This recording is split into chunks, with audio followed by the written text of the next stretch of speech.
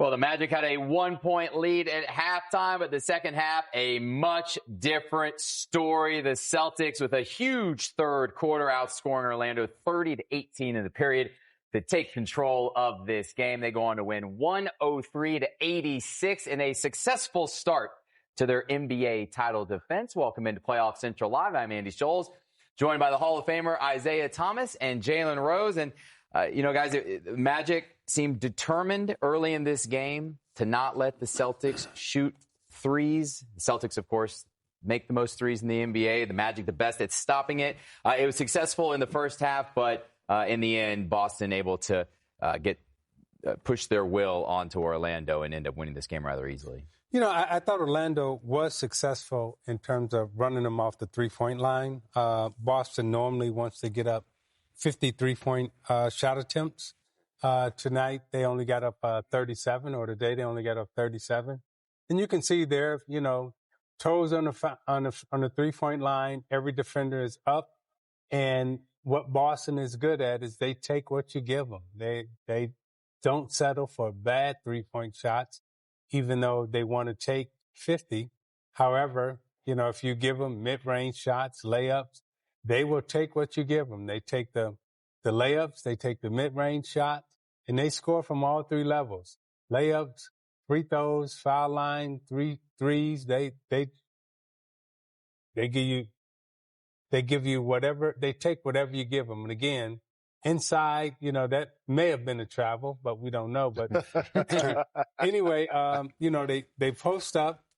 Tatum, Brown, Porzingis, and even their smalls can get into the lane and make plays. So they're not just a three-point shooting team, although that's their focus. They are, we take what you give us type of basketball team. And it seemed like Jamahl Mosley's game plan, Jalen, really working in that first half. But then Drew Holiday and the Celtics defense just really ramped up that intensity in the third quarter. Absolutely. We talk a lot about the Celtics three-point shooting, and rightfully so with their attempts and their makes. But what won them the championship is lockdown defense. Look at this. This is one-on-one defense. I know you love that, Coach. Love that. Love Still it, in the basketball. And then rises up for three. That's what I'm talking about, in your face. That's called snatching somebody's jewels. And then right there, you see, this just a bad pass by Paolo when he's being guarded by Pritchard and not hustling him back on D. But I like the advanced pass and then the lob over the top to JB for the easy two. Here's another good defensive sequence. You see Celtics crowding the ball, get the contest, get the board. But this is what I like in transition, how Jason Tatum does an immediate advance pass because he knows he's going to get it back. And instead of forcing a three-point shot on the strong or weak side, he takes the 100% layup. 100%. And in today's game, so much talk about analytics and taking the three in transition when you have an advantage. Take those layups, and that sometimes gets you going as a scorer as well. Yeah, and you can see just from this graphic right here that Boston really ramped up that intensity in the second half. We're able to get up some more three-pointers. Those fast break points went up, and they just were able to grab a big-time lead in the third quarter, really thanks to the play of Derrick White as well. I mean, he was absolutely fabulous in this game. And it was a game where Jason Tatum wasn't shooting the ball very well. He was just 8 for 22 from the field. But Derrick White, 10 for 18, 30 points. Almost a similar theme to what we saw in the first game, guys. SGA didn't have the best shooting night, but the team as a whole is just so good. Everyone's able to pick each other up. Yeah, I call Coach Mazzulla the disruptor in the coaching profession right now because, again, he's upped the game to where everybody wanted to shoot 33s. 2 years ago, he came out and said, I want to shoot 50, And what he's done is built the offense around his players to allow them to get that many shot attempts. But to take that many shot attempts, he's also given them the confidence. So when we talk about Derrick White, who wasn't known for a great offensive player until he got to Boston, playing under Mazzulla, now Mazzulla has really opened up his playbook for Derrick White to be not only successful from the three-point line, but also inside the three-point line. And he is one of their go-to players. The confidence that he's shooting the ball with over the last couple of years is a direct coaching, compliment to the disruptor Mazzulla for saying, hey, Derrick, I believe in you. I trust you. and I'm going to let you expand your game, not only from the three-point line, but also layups, free throws, and everything else. So, kudos to the coach and kudos to Derrick White. Today's win for the Celtics embodies why I feel like they have the deepest core in the league. So you get 49 from White and Pritchard versus 33 from Tatum and Brown.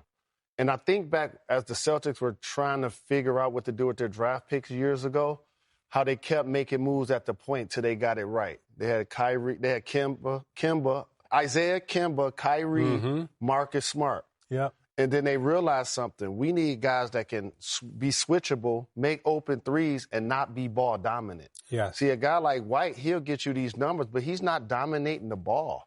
And now you allow your other go-to guys, your all-stars, your all-NBA players, Tatum and Brown, still be aggressive as they can be. But at the same time, these guys were the ones that are going to pierce you if you leave them open. And that's what happened. And talk about what they did for Zinga's career. I mean, who was in New York, Dallas, and damn near out of the league. Yes. Right? And he was out of today's game. Yes. He was 1 for 5, right? So that physicality up front with Orlando gave him a lot of problems. He was one of the people that struggled as they cut down the three-point shots.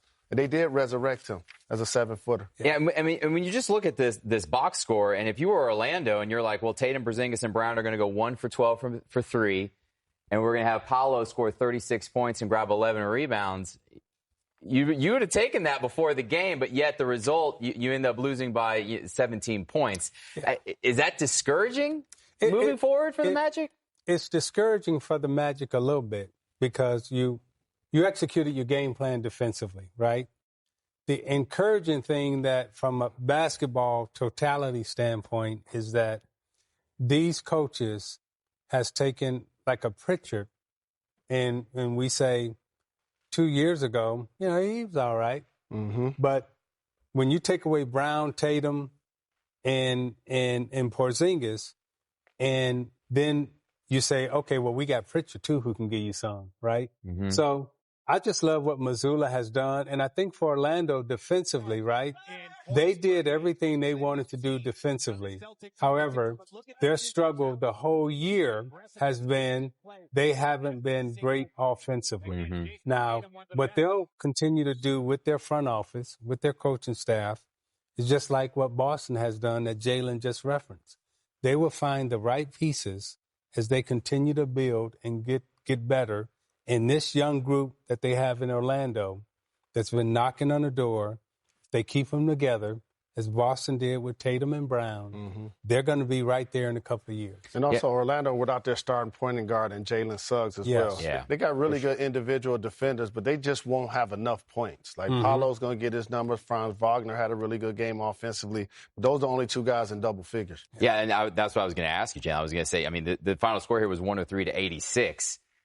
What does a winning score look like for the Magic in this series? Not enough points available for Orlando. I think this is going to be a gentleman's sweep series. I think Boston will find a way to get it in 5 because they're so shorthanded in particular. And as a young basketball team, they're just not going to be able to generate enough points in order to compete with these Celtics. Well, what Orlando has to do also is they can't have 15 to 20 turnovers. They got to get more shot attempts in the game, and they got to be a little bit more conservative. This can't be a game series where they allow one team to get 95 shots and they take 95 shots. They got to slow the game down, compress the time, and be a little bit more selective with their shot attempts, and make Boston always have to play 5 against 5. Cut down Boston's transition offense. And then also make sure that you don't turn the ball over and you get a shot on goal every time. Yeah, so a successful start to the title defense for the Celtics, but fans a little nervous watching Jason Tatum go down and hold that wrist. And, he continued to struggle from the field. He did end up making a 3 and another bucket that kind of a little bit of a sigh of relief when you hurt your wrist, but that can be a nagging injury. Moving forward, right? If you bang your wrist like that. Oh yeah, you still aching? Tell me about it. Yeah. Yes. Your first 10 games coaching the Pacers, I was out with a fractured wrist. Yes. As a matter of fact. And the one thing that I want people to pay attention to, you might see Jason Tatum making shots today, But as a basketball player, and especially one that grew up playing outdoors on concrete, the one thing you hope to do is learn how to fall. Yeah. And these guys that are so very athletic, that play above the rim like he does, that floor is unforgiving and it's hard. Yeah. And so, unfortunately, there are going to be a lot more instances like this where he's hitting the ground and he's trying to brace himself with his wrist and with his hands. So I'm going to be interested to see, as the playoffs progress, how he's able to manage that. Yeah, I'll be interested to see what he has to say, how his wrist is feeling after this one. But when you look at the Celtics as a whole, many people are, of course, picking them again to come out of the East. Did we learn anything in this game to make you feel any differently about them the rest of this playoffs? No, they only confirmed today what most of us believe, that they're the best team in the East and they know how to win, and they can win in a variety of ways. It's not just about them making threes.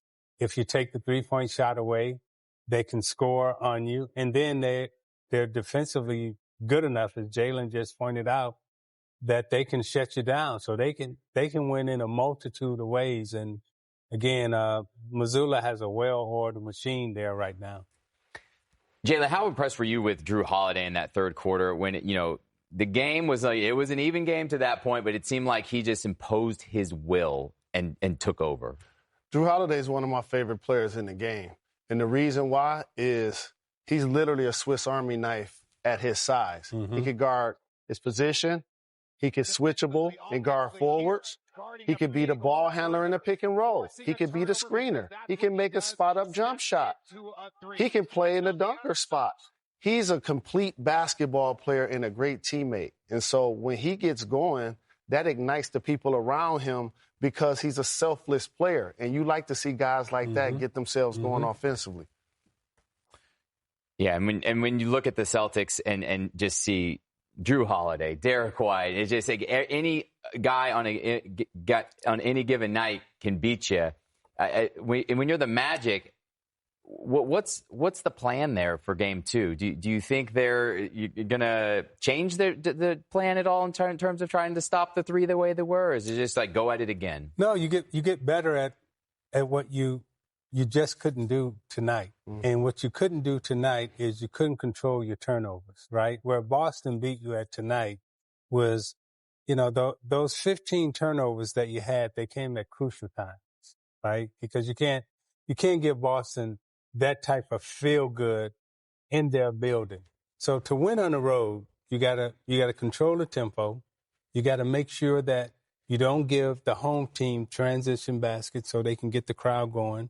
And they did a good job in taking away the three-point shot. Now, in taking away the three-point shot, Boston is so good, they still shot a high percentage from the three-point line.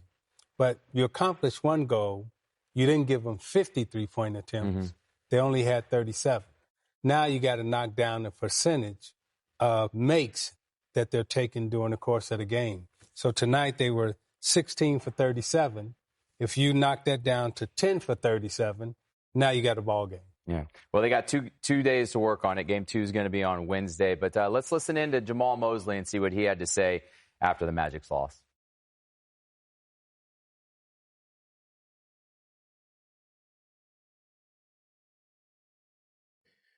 Jamahl, what did you like? What did you not like tonight? That first half, I really liked our ability. They got it to 12. We pushed our way back into the game with that poise and that fight there. I liked our physicality to a degree. Again, did not like the 15 turnovers for 24 points. You got to give yourself a chance there. So our ability to take care of the basketball, I think, is going to be very key for us against them. Jamahl, how do you get more offense from people in addition to Paolo and Franz? Well, I think it's just the ability to play faster. I think when we step into the game, just being able to know that when we get the stops, we've got to get out and run and make sure we're putting pressure on that rim early. I think it really is just about us pushing the pace, attacking downhill, and trusting when our defense does get the stop that we've got to convert on the other end. How did Boston change at the beginning of the third quarter and the run that they made to kind of separate themselves? Well, I mean, if you looked at a couple of the plays, I think we end up getting a stop here, a stop there. We end up throwing it back to them. They get a quick layup. We got a couple fouls untimely at the time that we were trying to go on a run. You look at it. We usually shoot 20 plus free throws. That third quarter, that bit us a little bit, us being able to defend without fouling and the whistle going that way, and it slows the momentum of the game down again. So our ability to do all these things without fouling is going to be very important moving forward. Why do you think your team wasn't able to generate the usual amount of free throws your team takes? I can't say anything about the whistle. I mean, at the end of the day, I thought we did an unbelievable job attacking the basket. I mean, you saw Paolo on the ground 4 or 5 times. And so, again, that's the physicality of the playoffs. But again, in that third quarter, I thought we did a great job attacking the rim, getting downhill. Whether it goes our way or does not go our way, we've got to just continue to play through those situations. And I think that was a big momentum shift. Kind of on that point, you mentioned in the lead up to this series that Boston has some of the best rim protection in the league. Just how do you maybe convert through some of that? Although, you get the looks, but how do you convert some of those more often? You just got to go in there, continue to go in there strong, attacking the basket, not looking for it. And begin, because playoff basketball, it's going to be more physical. It's going to be a little bit more aggressive. You got to give them credit for how they came out, and that's what they did. Again, I liked our physicality, the way we approached the game. And obviously, you have to find times that whistle may not blow in your favor, but you've got to be able to make sure you continue to attack the right way. As far as the turnovers, was there anything in particular that really stood out about them by and large? Live ball. I think live ball. I think there was a few times we ended up against the shot clock, and you credit that to some of their switching. Some of it was our ability to just take what the game was giving us, not trying to do more, when the game was giving us the right read. We got to make the right read at that right time. Coach, I know you said you liked the poise they showed in the first half, but in terms of the second half, when you look at maybe the mental lapses that lead to some of those mistakes, is that just players taking accountability and having to lock in more? Is it something you talk about and try to coach? I'm just curious how you sort of lock in on that aspect. I think it's all of us. I think there was moments you saw a called timeout just to try to get our poise and settle us down again. And that's what I said in one of the huddles was like, hey, gentlemen, we got it to 12. It was 12 and we cut it down in that first half. So it was very similar because it was 12 or 13 in that second half. And then our ability just to come down and execute and make the right play at the right time. Again, we tried to execute, got downhill, may not have gotten a call. They were out on the break in transition. So those are those moments where they understand what they need to do. But we just got to make sure we continue to execute it for 48 minutes. I know that when you face this Boston team, the 3-point shooting gets a lot of the headlines, but how important are those plays, the turnovers, the missed opportunities on second chance points? I think they had more second chance points than you guys did, even with fewer offensive rebounds. How important are those kind of plays on the margins that in a series like this? I think that second half is when they really turned up the second chance points. I think we did a great job in that first half. I believe we had 10 offensive rebounds in the first half, and then we died down in the second. So I think they were able to capitalize in the second versus what we were doing. So again, we're just being able to put two halves together, playing that way is going to be very important throughout this series. How would you describe the way Franz played on both ends? I think his aggression was there. I think he was trying to get downhill. He was looking to attack. He sparked us in that first half, just being able to, attack the basket, get downhill, looking to score. And then defensively, just being able to, we had a lot of cross matches at times. So his ability to communicate, to talk to guys, understand where he was supposed to be on the floor. I think he did a really good job in that regard. How did you assess the defense that you guys played against the 2Js for Boston?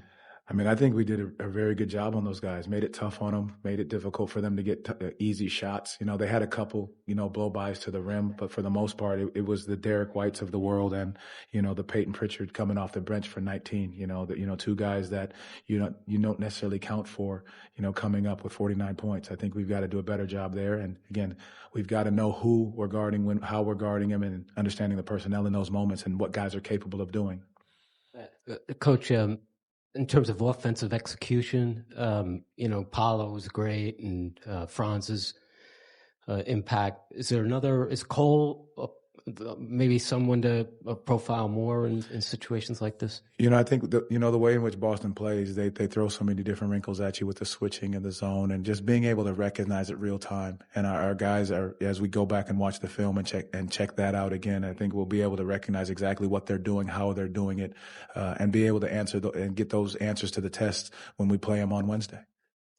Entering his second playoffs, what can you say about Paolo and his approach to the game to be able to kind of give you that steady offensive push, especially in that second half? Trying to find ways. I think he's just constantly trying to find ways to get the job done, to put, to help this team be in a position to win, whether that's making a big play, scoring, or a rebound, or making the right decision to find guys. Again, I think that's what he's going to continue to do because he's trying to find ways to just help this team find wins in that regard.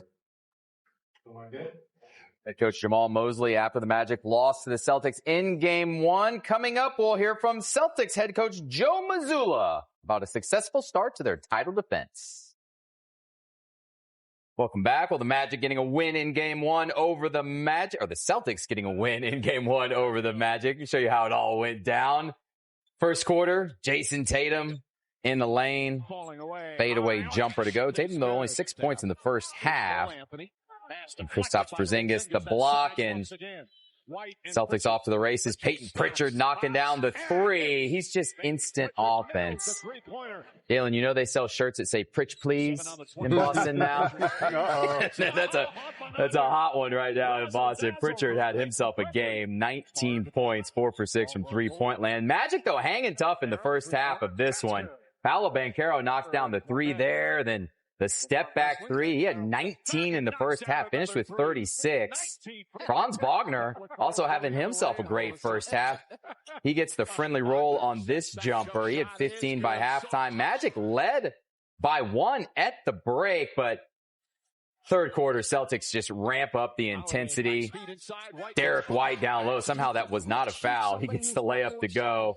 And Derrick, the three there, White, fabulous in this one. 30 points for the Celtics. Then more transition. The alley-oop to Jaylen Brown. Then Holiday to Tatum.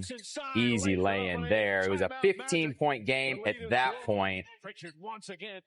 Fast forward here, late third quarter now. That's too easy for Jaylen Brown. He gets the two-handed slam to go. Derrick White, as I said, he was hot in this one. 7 for 12 from downtown for White. Then there's Tatum. This was the play that really had Celtics fans holding their breath. Tatum grabbing that wrist immediately. As you can see, he lands right on it there. Never want that on your shooting hand. Tatum's still down. Tatum was able to stay in the game. He shot both free throws, missed both free throws, but he did make a bucket later on in the game, which had the fans feeling a little bit better about it. That's it right there, that three-pointer. That was his only three of the game. Tatum finished with 17 points, 14 rebounds. But Boston running away with this one toward the end. 103-86 was your final. As you can see, the Magic really relying on Paolo and Franz. They combined for 59 points. It was a team effort on Boston's side.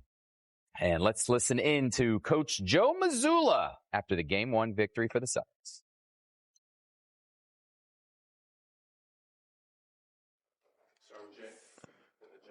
You guys, they beat you up on the glass a little bit in the first half. They controlled the second quarter. What did Drew Holiday do in that third quarter to kind of energize you guys? Just his ball pressure, his individual defense took on the challenge of his matchup, and I thought he did a great job on both ends of the floor. His defense led to our offense. They have 8 offensive rebounds in the first half, 5 in the second. In the first half, I thought they got a lot of tip outs. It wasn't necessarily ones that they had. At one point, they had 7, but no second chance points. And so those tip outs that were beating us to 50-50 balls, I thought Drew did a great job setting the tone for us from a defensive standpoint in the second half.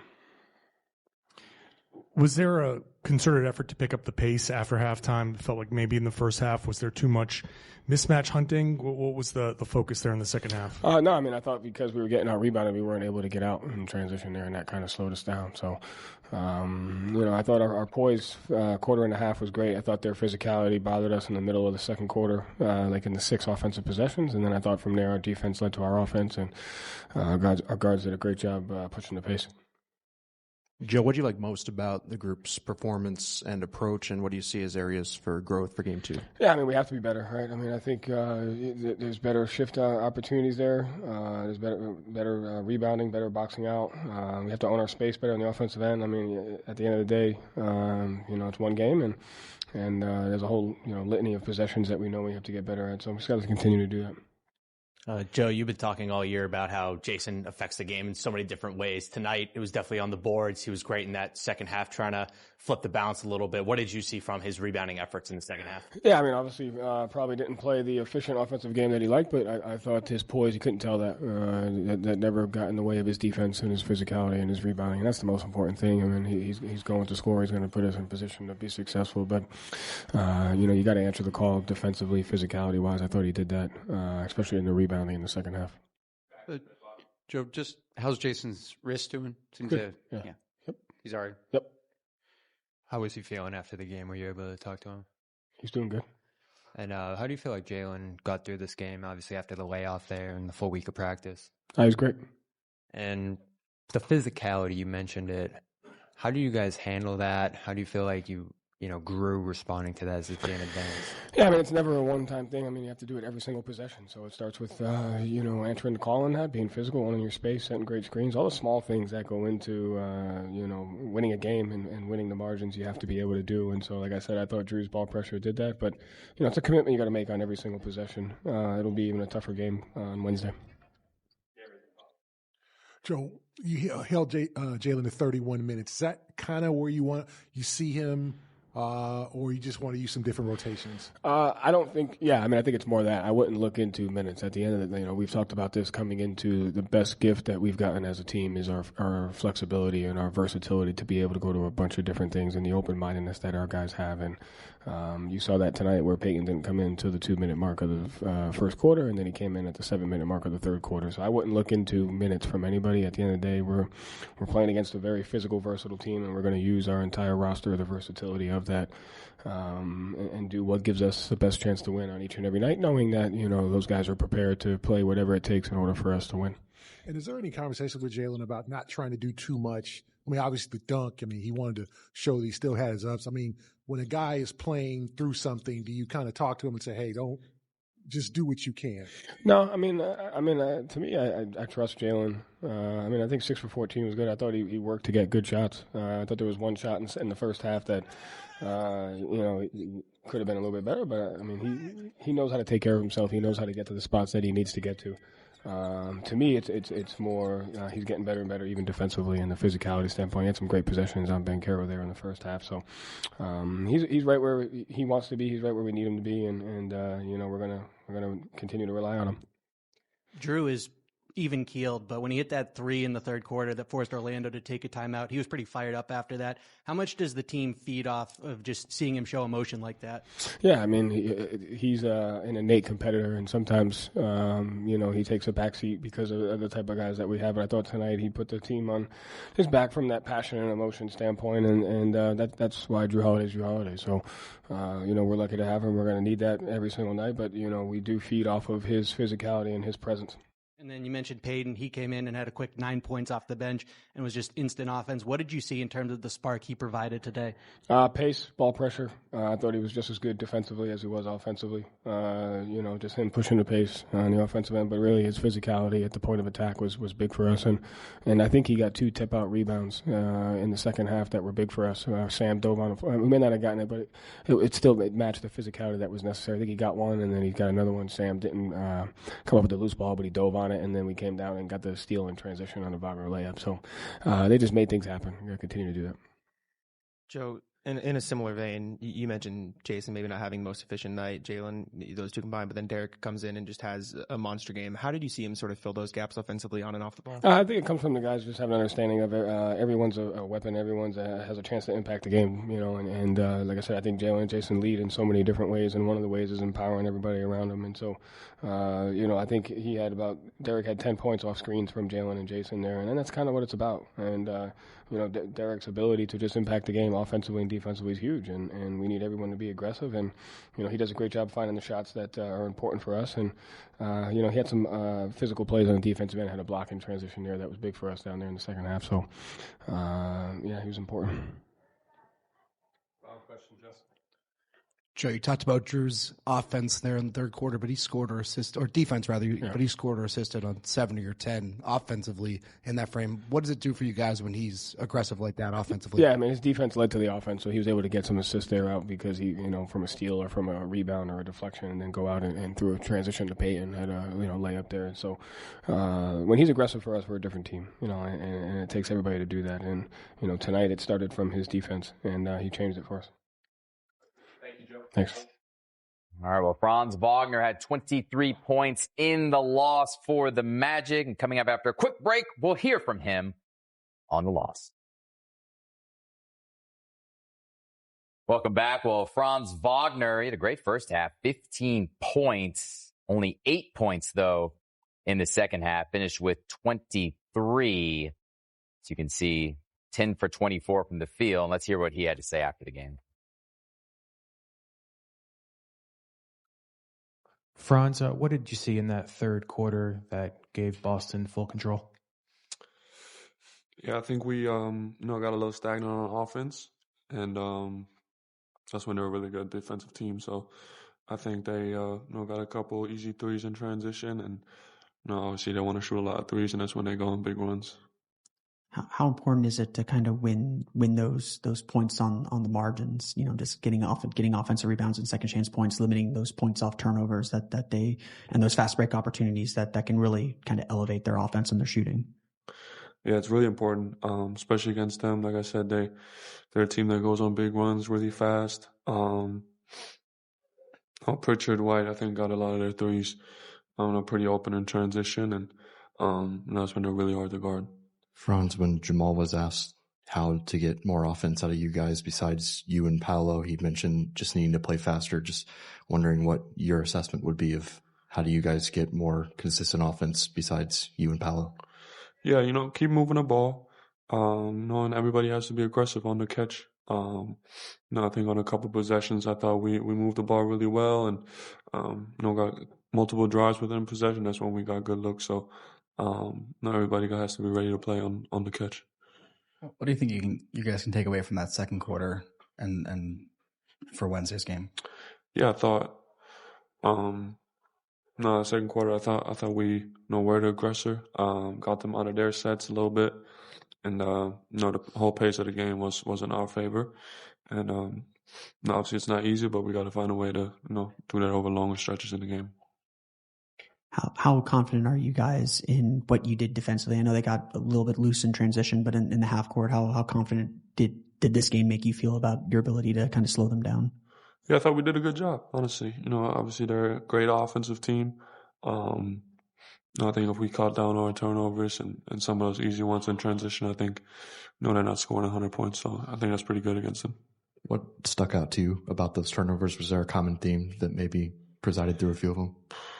I have to probably look at it. I think a couple ones were just careless, and then they're pretty much swarming the ball whenever we turn our backs and drive. So we just got to be ready for that in game two.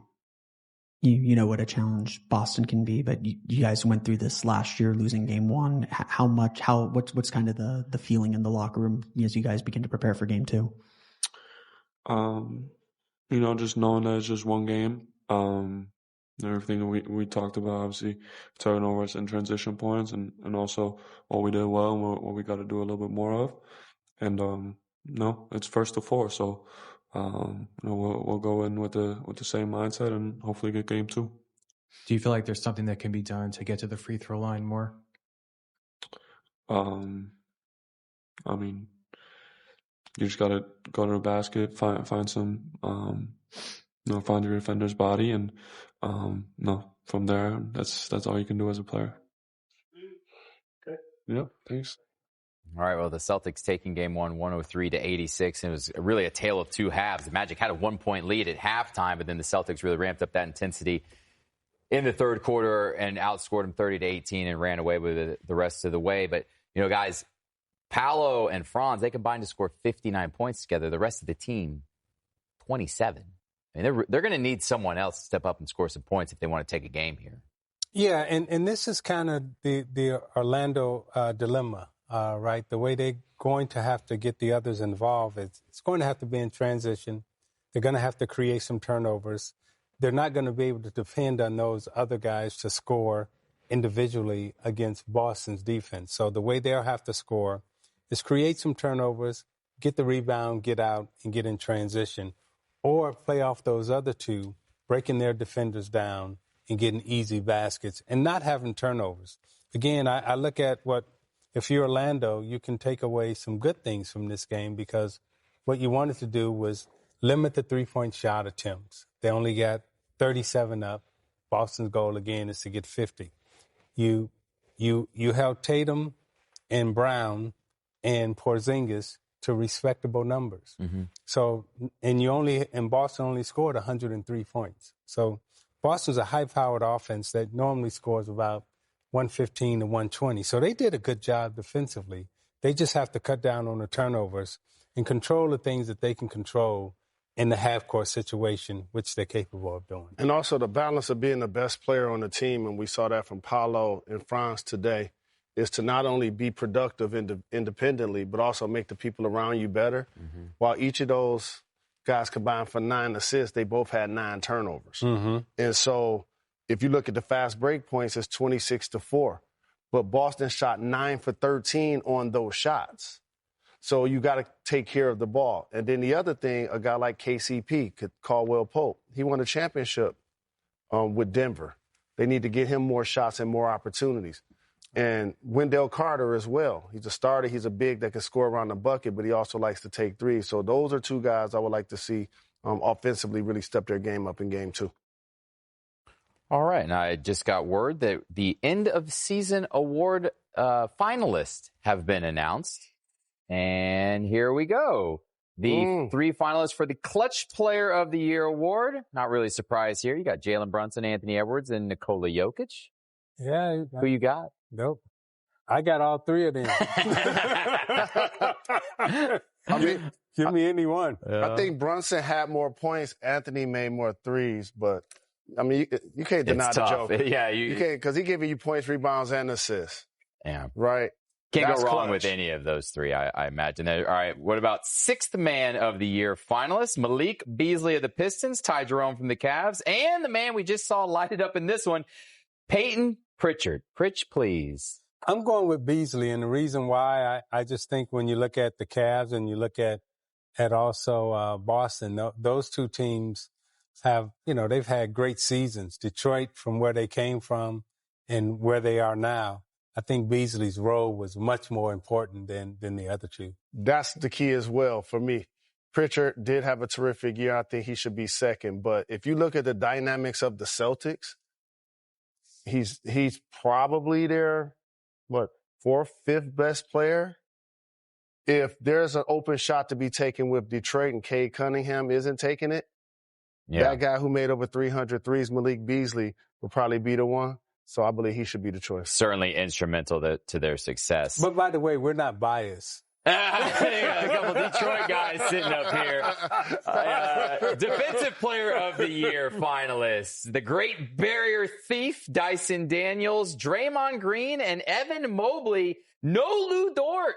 That's what I was going to say. Finalist. That's what I was going to say. A lot of these media members not watching the games. Man. Lou Dort got to be up there. And they're the number 1 defensive team in the league. That's shocking. You got to have somebody on their team got to be on there. Winner Mobley, what they've done with the Cavs this year and how they've run away with the number 1 seed, even with the Celtics in the conference. That's going to be an interesting vote considering Dort's not there.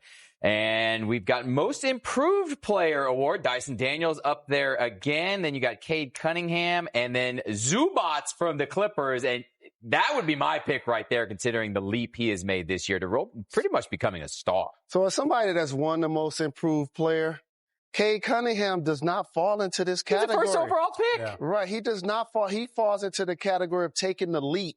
Like SGA did, like Anthony Edwards did. That's what category he falls into.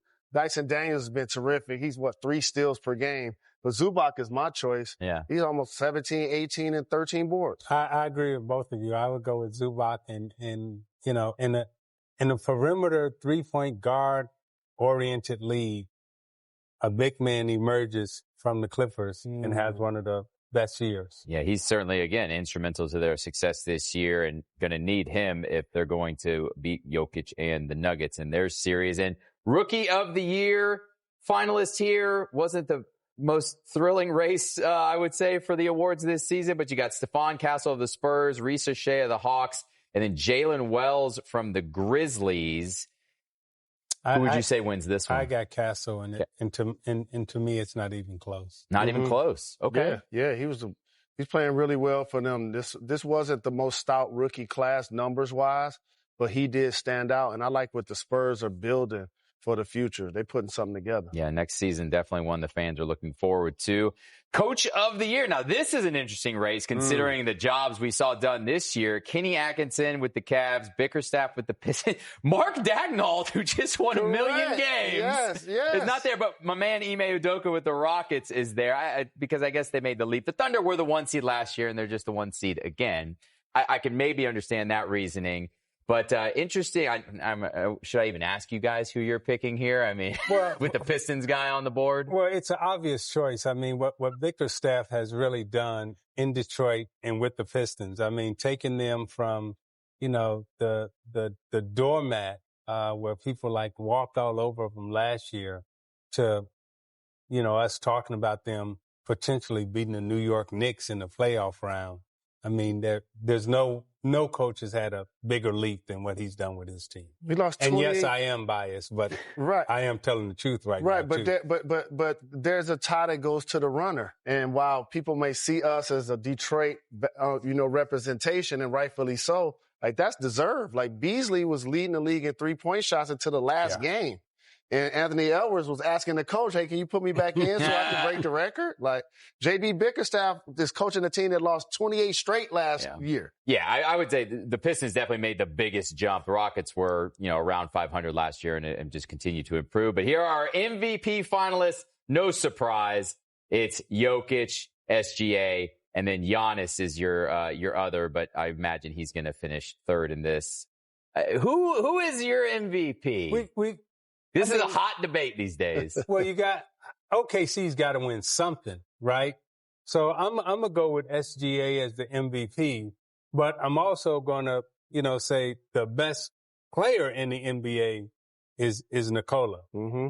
But the MVP is SGA. Usually when a player his team has the best record and he leads the league in scoring, he becomes the MVP. And that's what I think is going to happen with SGA. And then it's just going to be some fatigue from the Joker because he's won it 3 of the last 4 years. Yeah, certainly. Well, it'll be interesting to see. And if you want more information on all the finalists, you can go to NBA.com/awards. All right. Meanwhile, we've got more from the Celtics win over the Magic. Here's Paolo Banchero after Orlando's loss. Paolo, what did you see early in that third quarter that allowed Boston to gain full control? I think we just had some stagnant possessions and led to their runouts, which led to some threes to open the lead up. On that point, whether it's the stagnant offense and playing quicker or anything along those lines, how do you guys get more production outside of you and Franz in the scoring column? I'm not sure. I really got to go back and watch the game, see what went wrong. But it's game one, there's nerves, lit crowd, really loud. So,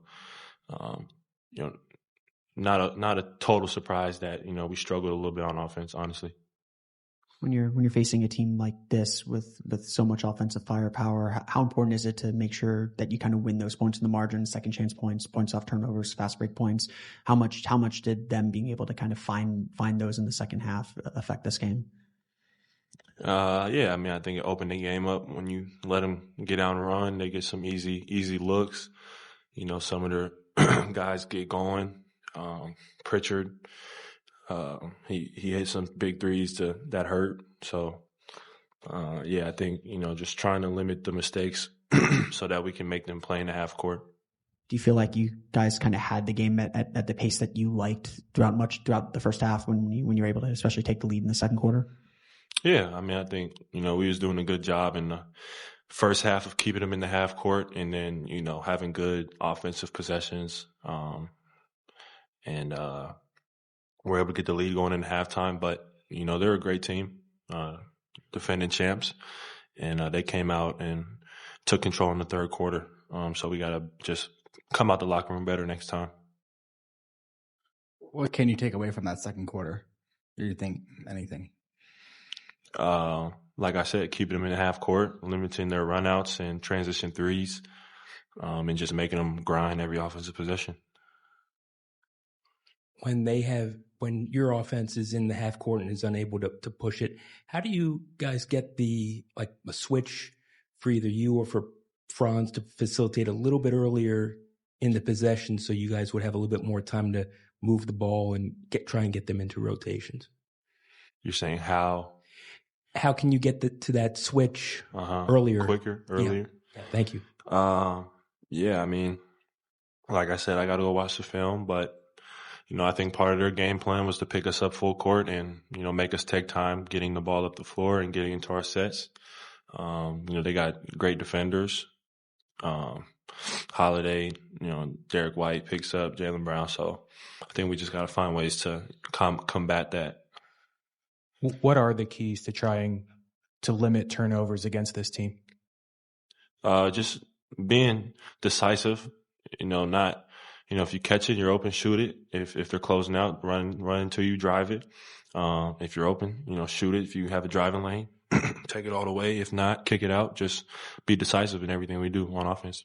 How would you kind of evaluate the way you guys defensively handled Boston start to finish? I think we did a good job in the half court, forcing them into tough shots. I just think that, we got to realize that every time they get a run out, they're running to the 3-point line, no matter what. Paolo, how useful is last year's experience where you guys rebounded from a game one that you guys didn't like and then still made it a big series? I mean, a competitive series last year. Yeah, like I said, it's just game one. The goal is to try and get one. So game two, we have to come out with a higher level of focus and just do what we can do to get a win, on the road, because we're not winning this series unless we do. So that's the goal. What does it say about their team, that they're two big guns?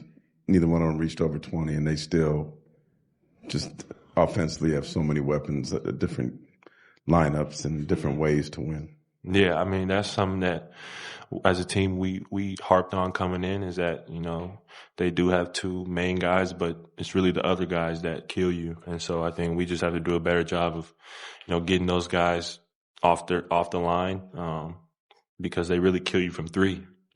Pritchard 4 threes, Derrick White 7 threes, Drew Holiday 3 threes. So that's the game right there.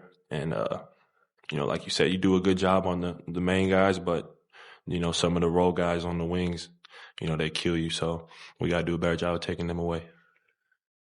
Another kind of second playoff run here. You have another big scoring game. What is it about, maybe the responsibility you feel or about playoff basketball that seems to kind of bring out the best in you scoring wise? It's just the playoffs,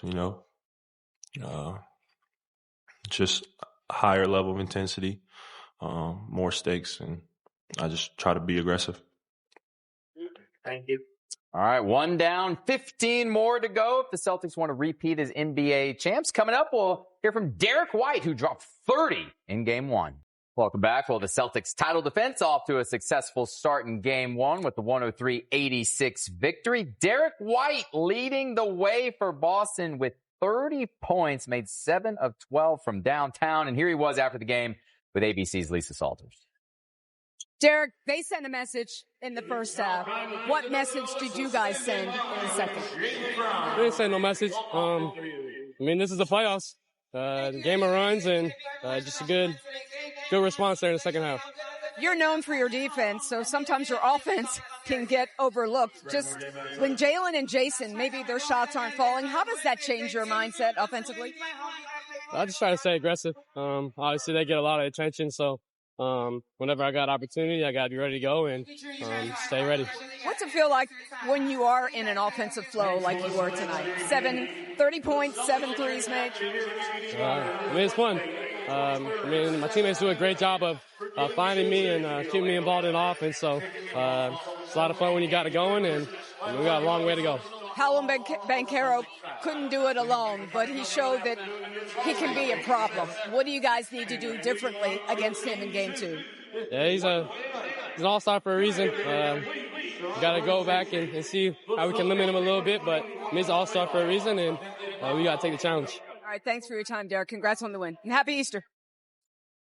All right. Well, we got a couple days off now. Game 2 in this series, not till Wednesday. Then the series will shift to Orlando for games 3 and 4. And a couple days off could be good for Boston, considering Jason Tatum, the way he fell on that wrist, and certainly will be sore come tomorrow. And if you want to listen to Jason Tatum's post-game press conference, you can go to NBA.com or check it out on the NBA app. But in terms for us guys, that's going to do it for this Easter. Good run. Happy Easter. Happy Teammates. Easter. Happy Easter to you guys. Thank you for being with us, and thank you for being here for Playoff Central Live. Be sure to come right back here after the Cavs and the Heat game to get all of your post-game coverage. But for us, that'll do it. See you again next time.